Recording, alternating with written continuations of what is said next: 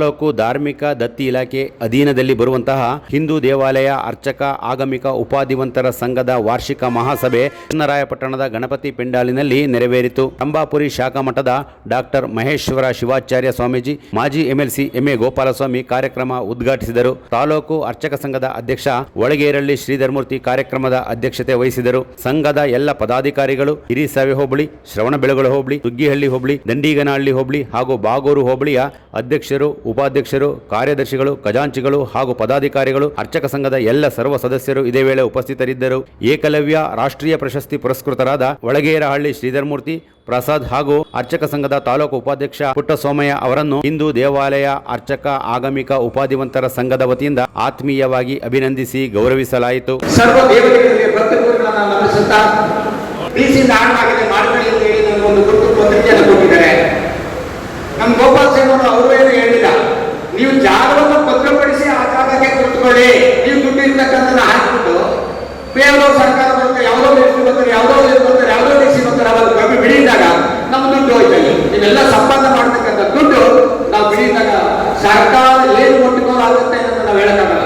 ಯಾವ ಸಂದರ್ಭದಲ್ಲಿ ಮುಟ್ಕೋಲಾಗುತ್ತೆ, ನಮ್ಗೆ ಏನಾದ್ರು ಮಾಡಿ ದಯಮಾಡಿ ನಮ್ಮ ಜಾಗಕ್ಕೆ ನನಗೆಲ್ಲ ಈ ತಾಲೂಕಲ್ಲಿ ಚನ್ನರಾಯಪಟ್ಟಣ ತಾಲೂಕಲ್ಲಿ ಜಾಗ ಇದೆ, ಒಂದು ನೆರಳಾಗಿ ನಾವು ಅರ್ಚಕರು ಕುತ್ಕೋಬೇಕು, ಒಂದು ಭವನ ಕುತ್ಕೋಬೇಕು, ಒಂದು ಚಿಕ್ಕದಾಗಿ 1 ಗುಂಟೆ 2 ಗುಂಟೆ 3 ಗುಂಟೆ ಒಂದು ಚಿಕ್ಕದಾಗಿ ನೀವು ಯಾರಾದ್ರೂ ಸೇರಿಸಿ ನಮಗೆ ಜಾಗ ಕೊಟ್ಟರೆ ನಮ್ಮ ಅರ್ಚಕರ ಕಡೆಯಿಂದ ನಮ್ಮ ಕಡೆಯಿಂದ ಎಲ್ಲರ ಕಡೆಯಿಂದ ನನ್ನ ಕೋಟಿ ನಮಸ್ಕಾರಗಳನ್ನು ಖಂಡಿತವಾಗಿ ಸಲ್ಲಿಸ್ತಾ ಇದ್ದೀನಿ.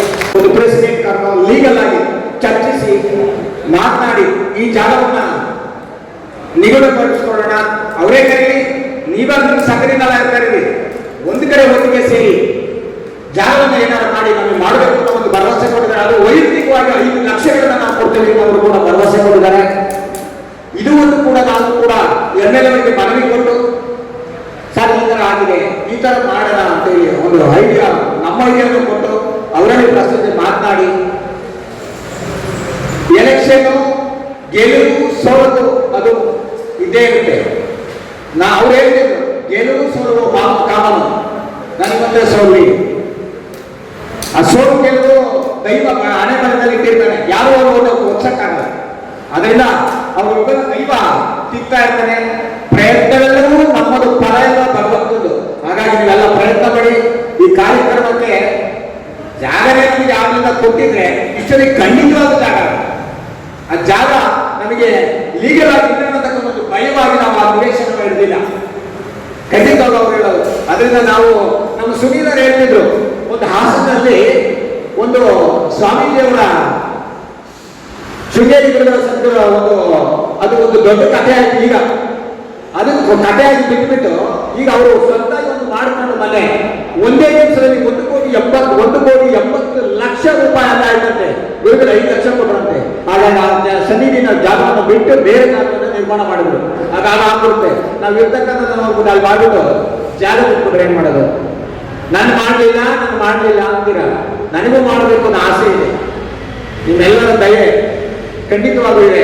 ನೀವೆಲ್ಲರ ಪ್ರೋತ್ಸಾಹ, ನಿಮ್ಮೆಲ್ಲರ ಆಶೀರ್ವಾದ, ಇವರುಗಳ ಕೃಪೆ, ಮಾರ್ಗದರ್ಶನ, ಗುರುಗಳ ದರ್ಶನ ಇವೆಲ್ಲ ಇದರಿಂದಲೇ ಸಾಧ್ಯ. ಹೀಗಾಗಿ ನೀವೆಲ್ಲರೂ ಭಕ್ತಿಪೂರ್ವಕ ನಮಿಸಿದ್ದೀರಾ, ಬಂದಿದ್ದಾರೆ, ಮಾತನಾಡಿದಾರ. ಇದು ನೆಕ್ಸ್ಟ್ ಸಭೆಯಲ್ಲಿ ಚರ್ಚಿಸಿ ಮಾತನಾಡಿ ವಿಷಯಕ್ಕೆ ಹೋಗೋಣ. MLA ಹತ್ರ ಹೋಗ ಮಾತನಾಡೋಣ. ಅವರ ಮದುವೆ ಕಾರ್ಯಕ್ರಮಗಳೆಲ್ಲವೂ ಕೂಡ ಮುಗಿಲಿ. ವಿರಾಮ ದಿವಸ ಸಭೆಗೆ ಕರ್ಸೋಣ.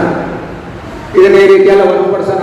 ಮುಂದಿನ ಕಾರ್ಯಕ್ರಮಕ್ಕೆ ಹೋಗಬೇಕು. ಗೋಪಾಲ್ ಸಿಂಗ್ ಅವರು ತೆರೆಗಳು